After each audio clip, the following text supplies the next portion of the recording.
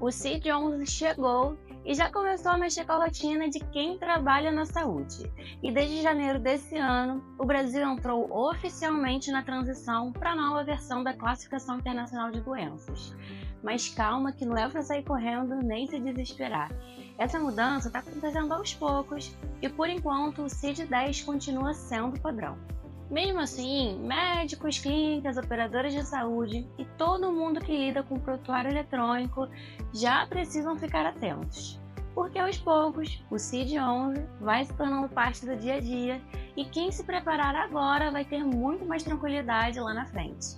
Então fica comigo que nesse vídeo eu vou te mostrar o porquê que o CID mudou, o que realmente muda entre o CID-10 e o CID-11, quais os impactos práticos no atendimento e o que você pode começar a fazer hoje mesmo para se adaptar. Vamos lá? Por que o CID precisou mudar? O CID-10 está em uso desde 1990, ou seja, há mais de 30 anos usamos um modelo que foi criado com uma realidade bem diferente do que a gente vive hoje. E nesse tempo, surgiu novas doenças, novas formas de atendimento e a tecnologia evoluiu. E o CID precisava acompanhar tudo isso. E o CID-11 é a resposta da OMS para esse novo cenário. Ele foi pensado desde o início para ser mais digital, mais detalhado e mais útil para a prática clínica atual. E além disso, ele melhora a comunicação entre os sistemas, aumenta a precisão nos registros e facilita a análise de dados, inclusive para atualizações e relatórios. E o que está acontecendo no Brasil agora? Desde 2024, o Ministério da Saúde vem organizando essa transição. E agora, em junho de 2025, o cenário é esse. O CID-11 ainda não é obrigatório, mas já começou a ser testado em plataformas públicas, como o SUS e o CISREC. E clínicas e hospitais privados continuam, na maioria, usando o CID-10. Já alguns prontuários eletrônicos oferecem um suporte parcial do CID-11, e o que é ótimo para quem quer se antecipar. Os planos de saúde ainda não aceitam o CID-11 nas guias X, então se você usar, você corre o risco de glose. Ou seja, por mais que o CID-11 ainda esteja presente nos bastidores, oficialmente o padrão ainda é o CID-10, mas esse cenário deve mudar nos próximos anos. CID-10 versus CID-11, o que muda de verdade? Aqui não estamos falando só sobre uma atualização de códigos. O CID-11 ele representa uma mudança de lógica, de estrutura e de mentalidade. Então, enquanto o CID-10 ele foi pensado numa lógica mais analógica, o CID-11 ele nasceu digital. E isso impacta diretamente como a gente registra diagnósticos, organiza prontuários e até como os sistemas se conversam. Para você ter uma ideia, a ansiedade é abordada de forma mais específica na Classificação Internacional de Doenças na versão 11. O que antes era agrupado sobre outros transtornos ansiosos de forma mais genérica no CID-10, agora é detalhado e categorizado com muito mais precisão no CID-11. Ou seja, cada transtorno tem agora critérios próprios, melhorando a qualidade do diagnóstico e do tratamento. E essa nova estrutura permite que o código carregue muito mais informações.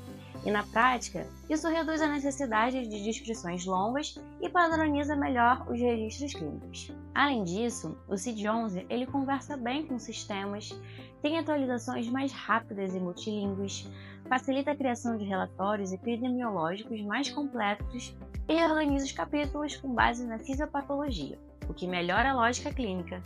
Vamos ver um exemplo para ficar um pouco mais claro? No CID-10, a dor lombar era um diagnóstico genérico, que não indicava se era aguda ou crônica, e se havia fatores ocupacionais ou se era uma dor secundária, a artrose, por exemplo. E com o CID-11, você pode codificar a dor lombar crônica, secundária e associar com fatores agravantes, como trabalho repetitivo ou sedentarismo. Isso enriquece o histórico do paciente e apoia decisões clínicas mais baseadas em contexto. O CID-11 também traz novos códigos e reorganiza áreas importantes como a da saúde mental. A classificação dos transtornos mentais e comportamentais já está mais alinhada com a DSM-5, o que facilita o uso clínico e também a comunicação entre profissionais de diferentes áreas. E aqui tem algumas mudanças relevantes, como a inclusão do transtorno por uso de jogos eletrônicos, que é algo cada vez mais comum, especialmente entre os jovens. Novos critérios para ansiedade, depressão e toque, que agora já dá para indicar a gravidade, a duração e as comorbidades. O burnout também ganhou uma definição mais clara, como fenômeno ocupacional, o que pode ajudar em afastamentos e abordagens preventivas. Tá, mas o que o médico precisa fazer agora? O CID-11 ainda não é obrigatório, mas por que ele deve se preocupar com isso agora? Bom, é simples. Quem se antecipa ganha tempo, reduz erros e facilita a adaptação quando a transição for exigida por lei ou pelos planos. E aqui tem 5 passos práticos para você começar hoje. Verifique se seu prontuário eletrônico já é compatível com o CID-11. Alguns sistemas já oferecem suporte interno, e isso já é um ótimo começo. Capacite a sua equipe clínica e administrativa. Todo mundo precisa entender as diferenças básicas entre o CID-10 e o CID-11, inclusive a sua equipe de faturamento. Use também o CID-11 para uma organização interna. Mesmo que os convênios ainda não aceitem, você pode adotar o CID-11 internamente para os registros e estudo. Fique de olho também nas atualizações do Ministério da Saúde. O cronograma de transição vai até 2027. Então, as fases intermediárias estão sendo liberadas.